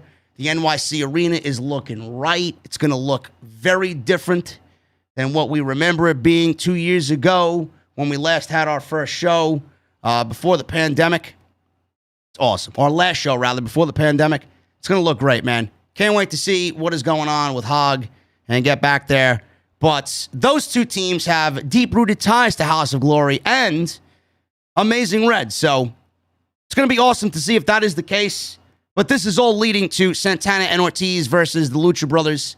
And I do think Santana and Ortiz are finally going to be the top of the AEW tag team division sooner rather than later. Sort of short video package with Kenny Omega and Bryan Danielson. Omega called Danielson the underdog and pointed out that he was unranked, and he doesn't think Bryan's underdog story will have a happy ending this time compared to when he was with those other guys. Danielson is ready to show everyone the real Bryan Danielson, which will be fun for fans and scary as hell for the wrestlers. So we got a quick little, I guess, hype package before Wednesday's tremendous and historic main event on AEW Dynamite Grand Slam. Anna Jay. She was with Tay Conti, defeated the Bunny. She was with Penelope Ford, Matt Hardy, and Jack Evans. This match I could probably do without the Bunny in any sort of in-ring action. No more. She is not good at all. Anna Jay, I can't really sit here and tell you if she's good or not. She's been out for close to a year. So she's got some more training to do, and she's very young. So I'm not going to sit here and write her off immediately. But I didn't like this match. I thought it was sloppy. I thought this type of match should honestly be saved for Dark. I don't think we should be seeing this type of stuff on Rampage. Save this stuff for the YouTube shows. So Bunny was working over Anna Jay's arm and shoulder. Jay hit a neck breaker on Bunny for a near fall. Jay is still selling her injured arm. She went for the Queen Slayer sleeper. Bunny countered. Penelope Ford tried to interfere. Tay Conti attacked her. This distracted Bunny, and Jay rolled her up for the 1, 2, 3. After the match, Penelope Ford and Bunny attacked Anna Jay and Tay Conti with brass knuckles, knocking them both out. Save this stuff for the YouTube shows. We got a recap of the CM Punk beatdown by Powerhouse Will Hobbs. Hobbs was shown backstage after the encounter saying Punk should have stayed home for another 7 years and added, "Oh, I'll be seeing you next week." Hobbs, I said this on Twitter, man. I'm surprised we're getting this match with Punk. Number one. I thought it would definitely be Ricky Starks first, but we're getting Powerhouse Will Hobbs. How much of this is actually CM Punk handpicking his opponents and requested to Tony Khan, "Hey, I want to work with Powerhouse Will Hobbs"? That's the part that I'm wondering about. And if he chose Hobbs, what an honor for Hobbs to be Punk's first Rampage match ever. That's great. Great for him. I thought the attack on CM Punk was great on Wednesday. I thought Will Hobbs attacking Punk looked great because nobody ever goes through that announce table. And the fact that Hobbs put Punk through the announce table, it was special because nobody goes through that announce table. Nobody really is up there doing their shit to put anybody through a table. And I loved his intensity in this promo. I loved the way he carried himself. He sounded very confident. He sounded like he was ready to kick Punk's ass. I loved this backstage vignette / promo from Will Hobbs. I thought he sounded fantastic. That's what I want to see more of. That's exactly what Brian Cage should be doing. Which makes me wonder, if Will Hobbs can do it so great, why is Brian Cage struggling to get himself over? That's what I want to know. Very weird. Yes, send Hook. Everybody loves Hook. I don't know what this thing is with Hook in the community. Everybody loves Hook. Why? I'd love to know. Why does everybody love Hook? I don't know. Maybe it's the hair. It's got to be the hair, bro. He's got more hair than his father ever had. Great. Maybe he gets it from his mother. Tony Schiavone was in the ring after this match was over with Anna Jay and the Bunny. And Matt Hardy said that he is very frustrated right now. He's pissed and said, Jay and Tay Conti, proud and powerful, they will all pay next week. Hardy then called out a fan at ringside who was dressed as Orange Cassidy, who was clearly a plant. This guy knew how to take a bump. This guy was merely here to enhance this segment. So Hardy left the ring, exchanged words with this fan. This fan gave him a thumbs up like Orange Cassidy. And he pulled him over the barricade and pulled him into the ring. Jack Evans was in there. He assisted Hardy in a beatdown of this fan. Evans held the fan as Hardy pulled out a pair of scissors and began to cut this guy's hair off. He cut this guy's hair off. Evans then pulled out a pair of shears, shaved this guy's remaining hair. He took a twist of fate, I believe, and Orange Cassidy's music hit the PA system, and he came out. He made his way to the ring. Evans and Hardy bailed as Orange Cassidy made the save, which was too little, too late. So I'm assuming that we're getting an Orange Cassidy and Matt Hardy hair versus hair match at some point, which I don't know where this is going to end up. But if I was to choose somebody, I could absolutely see Orange Cassidy getting his head shaved and Matt Hardy being the winner. But that's exactly where it looks like we're headed. And I know I mentioned Thunder Rosa and Britt Baker and Tony Khan having that match in his back pocket. That match is inevitably going to happen for the AEW Women's Championship. And it could be under any situation. With their lights-out non-sanction match, Tony Khan could book it in a steel cage match. The rumor is that they're coming up with stipulations possible for that match later on down the line. Tony Khan actually spoke as of late this week and said, the only stipulation I would never do for a Thunder Rosa and Britt Baker match is a hair versus hair match. And I got to commend him on that. That would be absolutely terrible. Hair versus hair matches are a rarity. It's only something that should be used when the time is right, or if somebody is actually going to be enhanced by shaving their head off. Their look, their presentation, their whole being. It's very difficult to figure that stuff out. But in this case, I could see Orange Cassidy being shaved. I could see Orange Cassidy shaving his head. We'll see what happens there. Britt Baker made her way to the ring as Tony Schiavone waited to speak with her. Tony Schiavone hugged Britt Baker while she was in the ring. I don't know if that was a good idea, Tony. You know, a certain Bay is watching. But let's be real. Britt Baker went to go hug Tony. It wasn't the other way around. Maybe we'll cancel Tony Schiavone too. You know, Tony Schiavone inappropriately put his hands on a woman that's not his. Maybe we should cancel Tony Schiavone as well. Being that's the going theme nowadays on social media, you know? Let's cancel Tony Schiavone for hugging a woman. Britt Baker made her way to the ring. Ruby Soho was out there. Schiavone was, again, useless here because he stepped aside and had both of these women just go for each other's jugular. So they went back and forth. Soho said she knew exactly who she was up until now. She just didn't have the freedom to prove it. WWE knock number 1. The crowd was chanting her name. Soho said Baker looked like another broad or every other broad she wrestled. And even slammed her by mentioning the man she's seeing in the back. So she's sleeping with Adam Cole. And she looks like every other broad she wrestled. Knock against WWE number 2. Baker wanted to know why Soho was lying to everyone since she has the audacity to call herself the Runaway. Baker said Soho didn't run away from anything.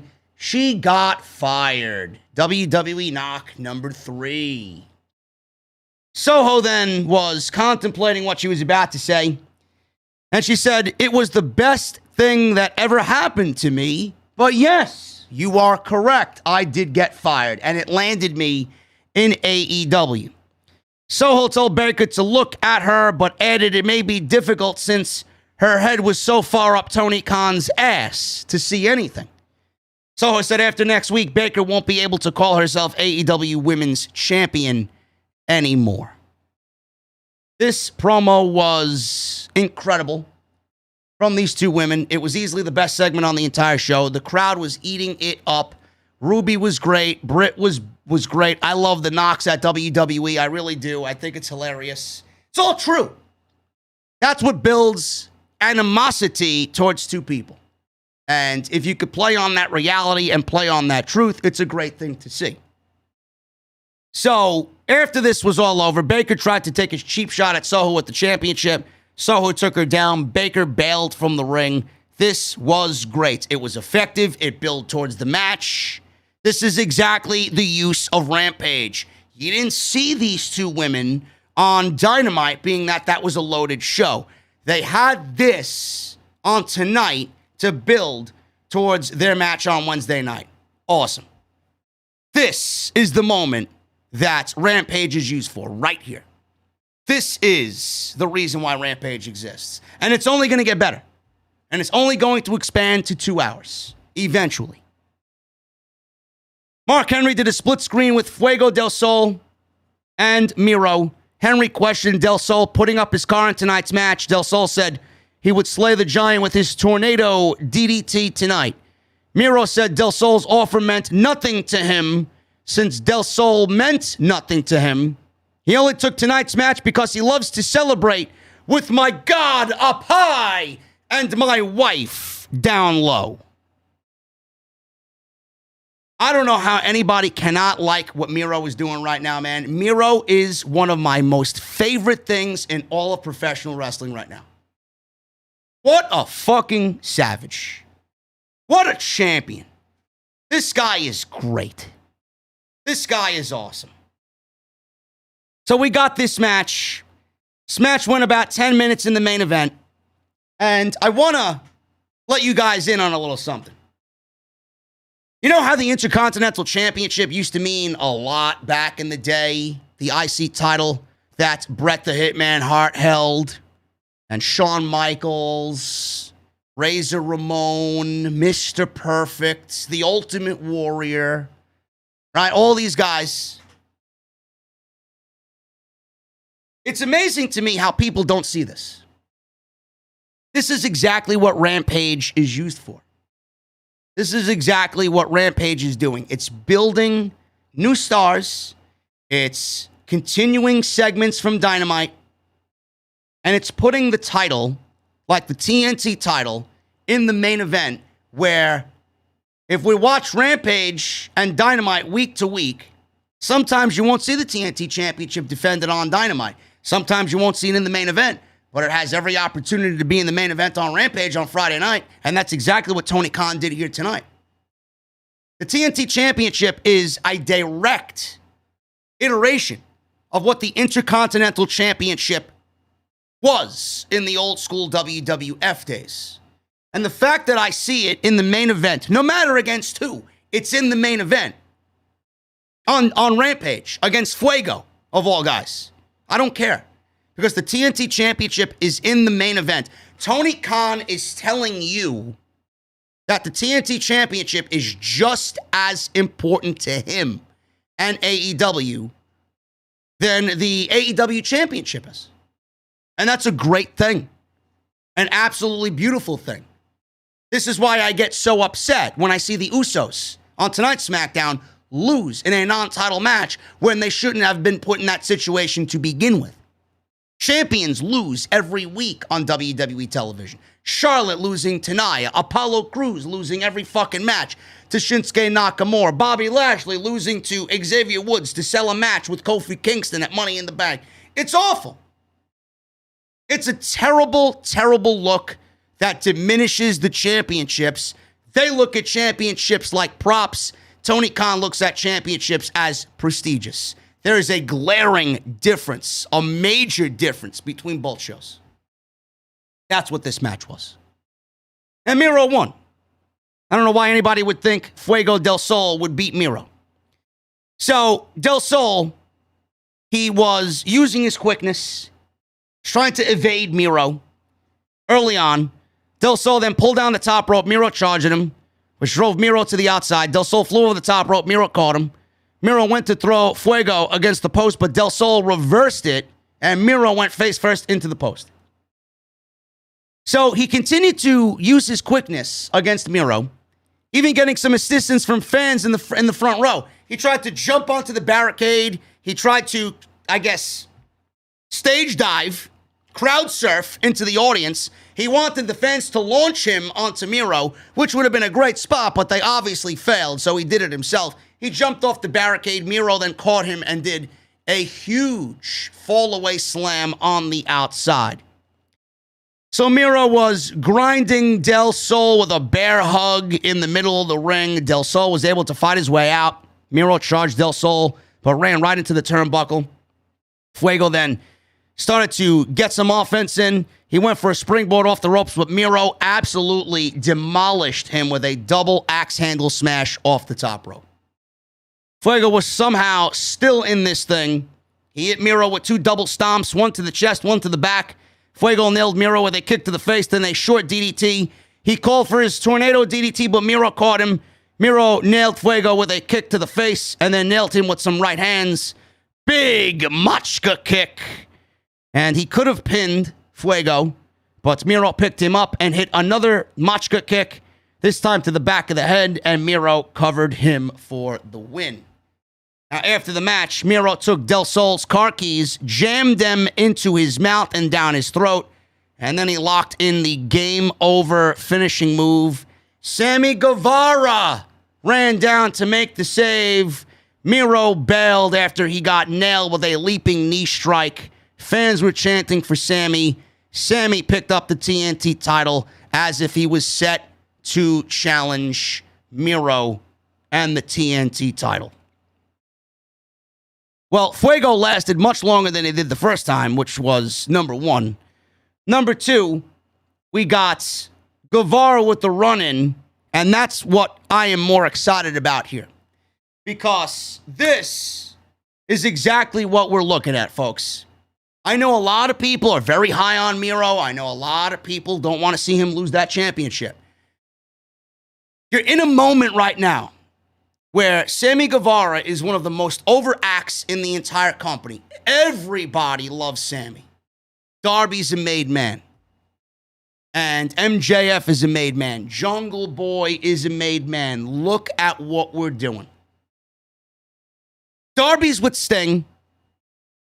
Jericho is obviously the leader of the Inner Circle, and he's done so much to get Sammy Guevara over to the next level. But he needs just a little push to get over that hump and really be the big star that he's intended to be in AEW. Jungle Boy's feuding with the Super Clique. Darby's with Sting. MJF is MJF, right? Sammy Guevara is the only one right now, and out of them all, and I don't mean this in any way negative, he's trailing behind those guys as far as popularity goes on what we see of him on television. The way he's creatively booked. He hasn't been doing much of anything, but everybody loves him. Miro is so great at what he's doing right now, and that title is so much in a better place because of Miro. This is the moment that we need in AEW. This is the moment that Tony Khan's been waiting for. With Miro and what he's done with that TNT championship and how Miro's been undefeated, can you imagine when the stage is set and it's right, and this match between Miro and Sammy Guevara happens, when Sammy Guevara gives Miro his first loss and Sammy Guevara is the new TNT champion, can you imagine the fucking pop Sammy Guevara is going to get? Star is made.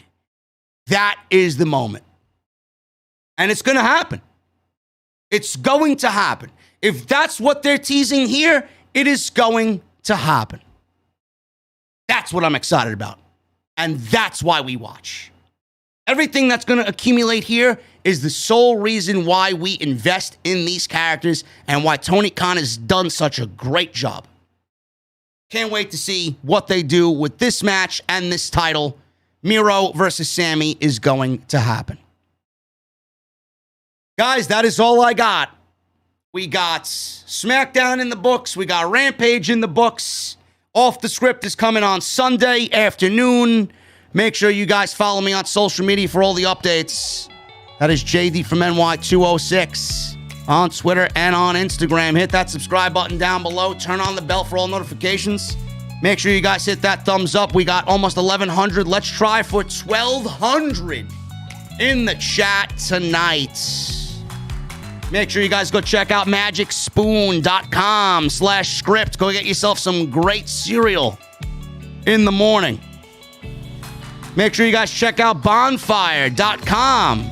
Go get yourself an Off the Script t-shirt. Go check out all the other videos that you might have missed on the channel. Everything you need is on the homepage. And make sure you guys go check out James and his GoFundMe page if you guys can help him out in any way possible. I pinned his GoFundMe page at the top of the live stream chat. Let's do James proud and show him the power of OTS. Thank you guys very much for all of your support. Let's get into the super chats, man. Let me take a sip of my cold beverage because I am thirsty. You guys can get your super chats in as last call is right now in the OTS venue. Oh, yeah. Oh, yeah. Ryan Heisler with a $2 super chat times 2. Hey, bro, congrats on House of Glory coming back. Thank you so much, man. He also says, enjoying your glass with a pumpkin as we speak. Ooh. I can't even find me some pumpkin yet, bro. But I'm glad you're enjoying one of my favorite fall seasonal craft beers. I'm sure it looks damn good in your WWF Retro Tipple glass. Ray Warrior with a 1999 super chat. I enjoyed last week's SmackDown, but tonight felt a bit boring. And that tag team match at the beginning made absolutely no sense. They just love making their champions lose. Of course they do. They don't value their championships. Not like AEW does. Thank you, Ray Warrior. I appreciate you, brother, with the 20 bomb. Tony Brown with a $4.99 super chat. JD, it just ain't fair. When I was coming up with the woman, or the women, wrestled in grandma's bathing, now you got Tony Storm, where is Sasha, OTS for life? Tony, I don't know what the fuck you're talking about.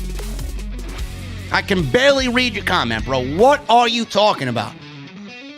The women wrestled in grandma's bathing? What does that mean? The women wrestled in grandma's bathtub? Now you got Tony Storm, and where is Sasha? I don't know, man. I don't know. Let me know what you're talking about, bro. I don't know. Why are we doing grandma dirty? We gotta leave grandma out of it.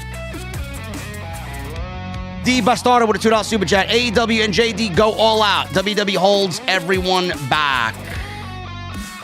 Yes, they do, man. WWE doesn't know how to develop new talent whatsoever. Seggy L, we are live, baby, with a $4.99 super chat. Delron Utsi with a $3 super chat. JD, I'm hooked on that song Red Skies. I try. LOL. You asked for it, bro. Let's put on some Dr. D in the venue. We got Lord, a.k.a. James, with a $5 super chat. To JD and the OTS fam, y'all got me up in tears at the moment. JD, as far as Twitter goes, fuck those losers. I appreciate you, James. Everybody, please hit up James' GoFundMe, man. Anything you guys can give, please. Go read it. Go check it out. I'll post it. It's in the chat now. I'll post it after the video is published on YouTube in the comments section.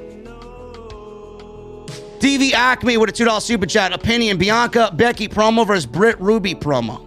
Britt and Ruby all day, every day. Acme. Demeter Jambo Bullion. Jesus fucking Christ with this guy. Demeter Jambo Bullion. I'ma grab Vinnie Mac's balls. With a Australian mate. 269 super chat. I make you a pizza better than you can Daffy Duck, he says. I can make you a pizza better than you, Daffy Duck, he says. I don't know. I don't know where these super chats are coming from, man. I really don't. Raging Girl Gamer with a $4.99 super chat. I don't understand how people love AEW over WWE. I'm really confused. Don't these people recognize greatness? Rage, listen, man. You are once again drunk in the venue. Why I try anymore? I don't know why. I don't know why I try, Rage. I got half of a fucking voice, and you're making me sing Dr. D here. Thank you, though. Hope you're doing well. Francis Loop with a $5 super chat. Put the lotion in the basket, Von Wagner. Every time you do the impersonation, JD, I already watched it 5 times during today's extra. Von Wagner, put the lotion in the basket, Von Wagner.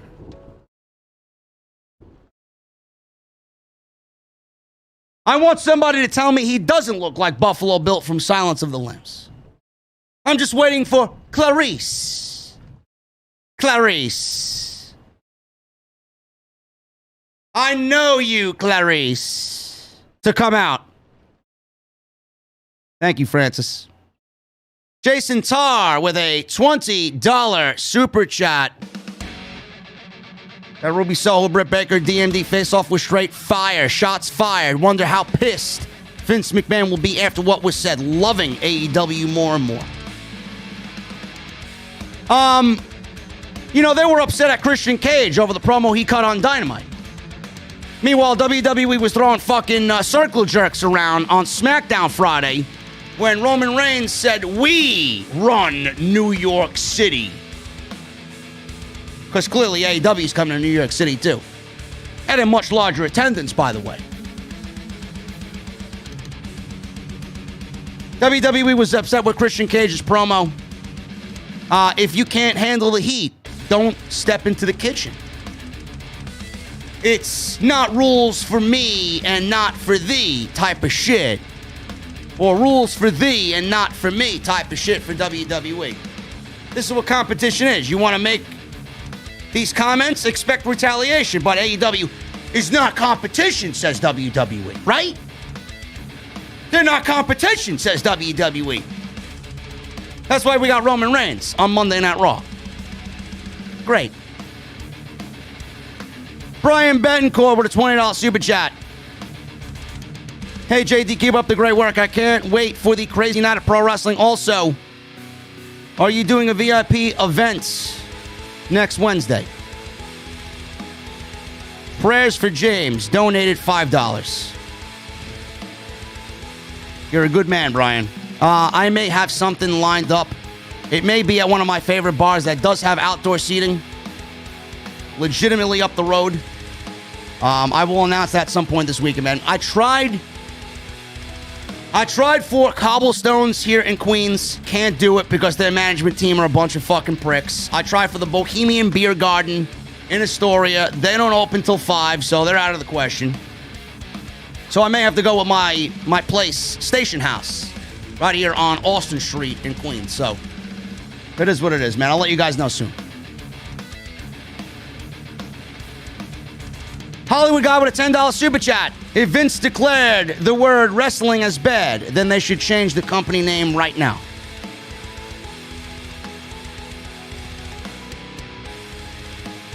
Well, you never hear them say World Wrestling Entertainment. It's always WWE, as we don't know what the fucking second W is. Jeffrey Dahmer with a $2 super chat. The Giant Gonzalez is my favorite wrestler. Now I know why you're behind bars, bro. Brock Lesnar with a $2 super chat. I clapped Sable's cheeks and made her beg for mercy. Good for you, Mr. Lesnar. Ali with a $4.99 super chat. Hey, JD, my question is, do you ever see Naomi joining Roman Reigns and the Usos? No. Indigo with a $5 super chat. Hey, JD, much respect. The AEW effect is real. I'm going to definitely come to your meet and greet. Grand Slam will be my first ever event. Another awesome stream. Indigo, if I have an event and you're not there, there's a problem. There's a problem, bro. Nick Crispino with a $5 super chat. Why aren't you watching GCW, homie? Because I'm here making money. Fuck GCW. Why would I ever give up Why would I ever give up off the script for GCW? I don't get it. What kind of fucking question is that, man? I have a job to fulfill. GCW is not part of my job. Munchie Time with a $1.99 super chat. Ruby Soho had some savage lines tonight. Yes, she did.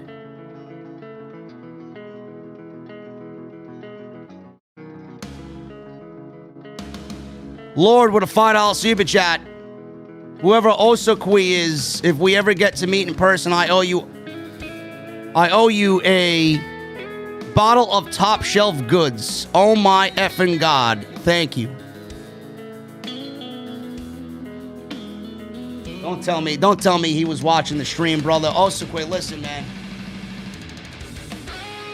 I gotta go check that out, man. That's fucking amazing, man. That's legitimately fucking amazing. He's been so good to the channel. The fact that he reached out to you, James, that's a good man right there, bro. That's a good man right there.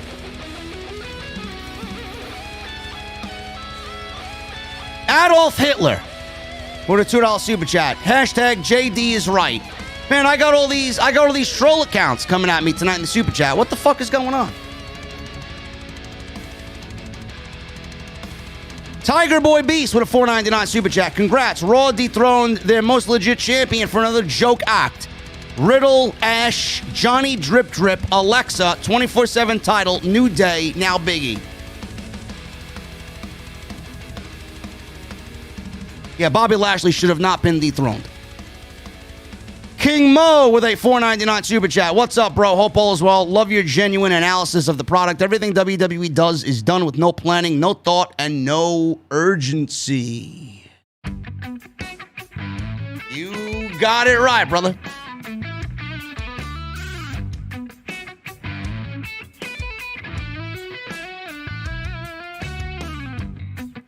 Tiger Boy Beast with a $4.99 super chat. Reigns is getting everything. He's being booked over current challenges to an extent that it's a spoiler. Enjoy your work, bro. Thank you, brother.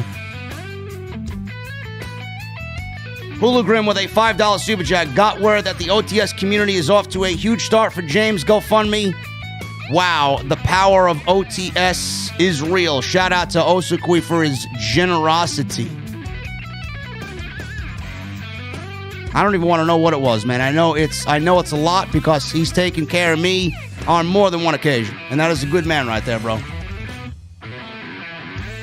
Christ of Combo with a Canadian $5 super chat. I missed both shows tonight. What did I miss? On SmackDown, nothing but desperation. On Rampage, a great promo between Ruby Riott and Britt Baker. And Sammy Guevara teasing a TNT championship run. King Mo with a $1.99 super chat. Bottom line, WWE wrestling philosophy sucks. Bro, it isn't even wrestling philosophy. It's fucking wrestling stupidity. Everything that they do is just factually and illogically wrong. Akachi Ra with a $5 super chat. Thank you for putting me on Magic Spoon. I enjoyed the fruity flavor. The 4-box package is the way to go. Keep up the hard work. Brother, I'm glad to hear that, man. I wasn't a big fan of the fruit one. I like the frosted. I like the cookies and cream. I like the peanut butter. The fruity one was a little But the cookies and cream, man, you gotta try it. You gotta try it. It's excellent. Jedi Junker 93 with a $5 super chat. Hey JD, I'd like to start watching Hog. Where can I watch? Is there a YouTube page or a website where I can watch the shows? Jedi, just type in House of Glory Wrestling. They have a YouTube channel. Don't know what's on there, but you'll hear some of my commentary along with Jason Solomon.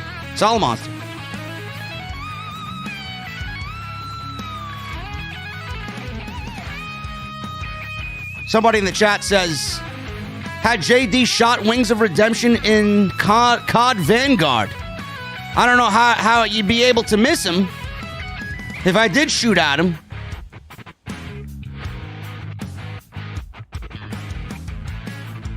Willie Martin with a $5 super chat. JD, I looked it up. Shannon Baszler's last singles victory was February 15th versus Miro's flexible height hot wife Lana. Unbelievable. Yeah, Willie, it's September 18th now. Clearly there's a fucking problem.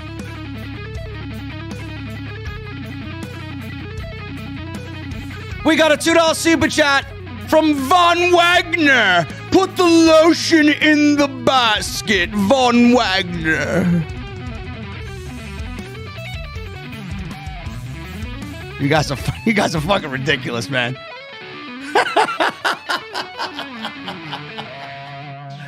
I'm gonna get some sound effects, man. I'm gonna get some fucking Silence of the Lambs sound effects for Tuesday night.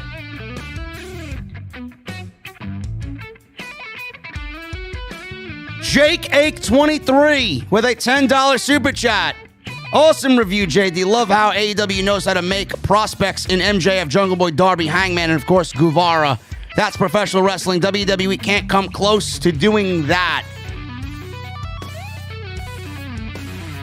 JDE with a $10 super chat. Thank you, Jake.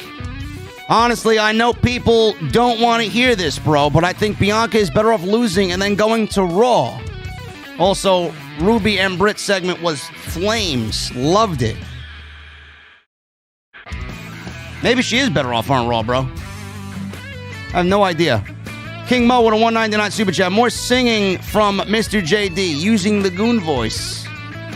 No, you don't want to hear me sing.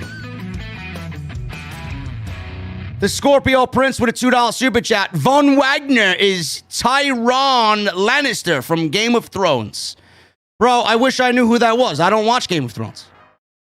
I haven't watched one episode of Game of Thrones, bro. No idea who that is. $5 from my boy Buddy. JD, me and the wife are coming up Wednesday. Just make it happen, Captain. NYC Super Show is stacked. Looking forward to it, brother, man. I'm trying, buddy. I really am, bro. I will probably have something nailed down by tomorrow. Because it's legitimately the only fucking place I could go to be quite honest with you. Tony Brown with a $4.99 super chat. He reiterates grandma bathing suits like on Impact Wrestling. I don't know, man. I don't think Tony Storm was wearing a grandma bathing suit. Even if she did, she'd probably look just as good. Just saying. Brock Lesnar with a $2 super chat. I eat Sable out like a fat kid loves cake. Awesome. Edgar Estrada with a 50 bomb. HOG. HOG is back, baby. Congrats to all involved with Hog. Jerry, get that ass back on that seat and call those matches. I know you missed it. Feel better soon, James. Hope you and the OTS fam have a great weekend. Cheers to you all. Edgar, I love you, buddy. These troll accounts copying me, what the hell? Also, Vanguard is terrible. My husband barely plays COD and he noticed how bad it was. Raging Girl Gamer with a $5 super chat. Yeah, it's awful. It's the worst beta I've ever played. They got some serious fucking problems, man. Some serious fucking issues over there with COD Vanguard. The game should clearly not be released.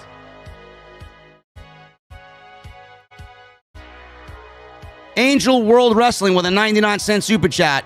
I don't need it, bro. You got no message. Put it in the tip jar and tip the bartenders. They've been working hard all night. Metalhead for Life with a $4.99 super chat. I really hate what they're doing to my girl, Toni Storm. It's a crying shame. OTS for life.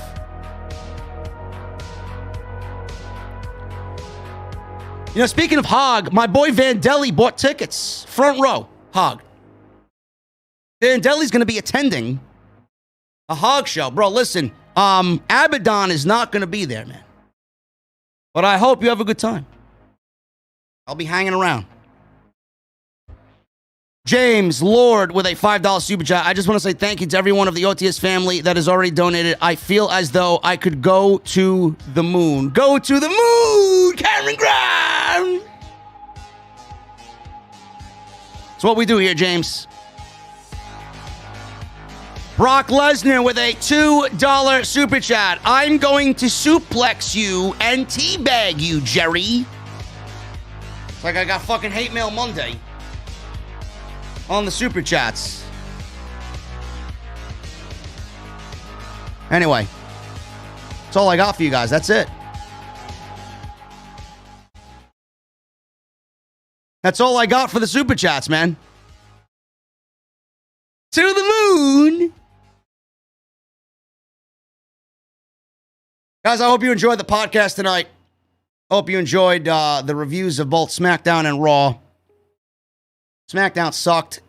Well, SmackDown and Raw. Raw was on Monday. SmackDown and Rampage. I'm sorry, Tony. I'm sorry, TK. I just compared your show to Raw. God, I gotta get the fuck out of here, man. Oh, my goodness. Raging Girl Gamer with a $5 super chat. Great to see Og back, man. Great that you are back on commentary. JB with a UK super chat. $2. The only way WWE is going to survive is merge the two brands. Yes, I agree. Yes, I agree. Guys, thank you for everything tonight. Hit that thumbs up. Let's try for 1,200, man. We're almost there. 1,200 likes in the chat. So hit that thumbs up. Follow me on social media at JD from NY206. That is on Twitter and Instagram. Hit that subscribe button down below. Turn on the bell for all notifications. Thank you to all the mods in the chat holding it down tonight. I know we had a couple of dribblers in here, but it's nice to know that the chat is held down by my great mod staff here in the venue. Go get your t-shirts, man. Bonfire.com is the place. Bonfire.com. I will be releasing my new t-shirt in a couple of weeks. You guys will be getting some new emojis for all members of the channel very soon. In the next couple of weeks, I got off-the-script baseball caps coming in the next couple of weeks. We got some hot shit dropping soon, man. House of Glory is back November 12th. Ticket information will be down in the comment section. Go and get your tickets today. I want to see a fucking sold-out NYC Arena. Sold out on November 12th. And go check out all the other videos that you might have missed, man. Monday Night Raw, NXT, Dynamite, and Off the Script will be uploaded on Sunday, not Saturday, Sunday, around 6 p.m. So make sure you guys look forward to that.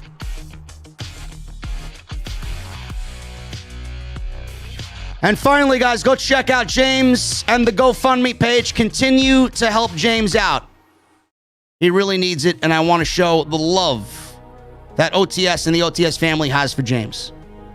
Guys, I'm getting out of here. I need two things from you. Number one, I need those guitar emojis in the chat.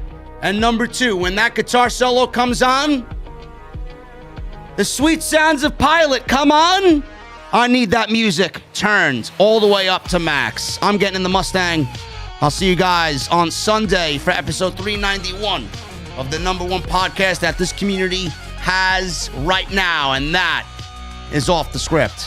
I'll see you guys on Sunday for OTS.